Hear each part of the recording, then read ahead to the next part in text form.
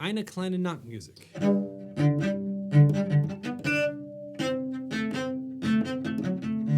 Is a great piece. We're going to try and just get the opening down so that our left hand can learn how it should operate. First, get our left hand situated like we have done many, many times.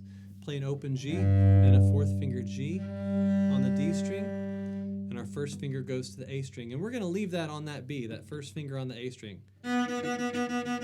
That comes up towards the end, all right? But here we go.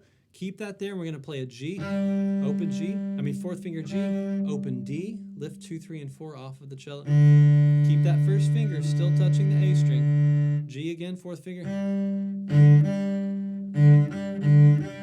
See if you can get that much. G, D, G, D, G, D, G.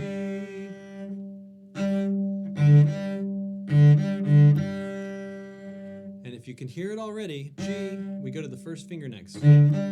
It's already there. One of the reasons I'm doing this is to make sure that our fourth fingers remain high enough while our first fingers remain low enough. Again. Oh, by the way, no thumb. Always no thumb if you're starting out to get this hand to be large enough. Incorporate the thumb later. G, D, G. Master this before you do anything else about this piece.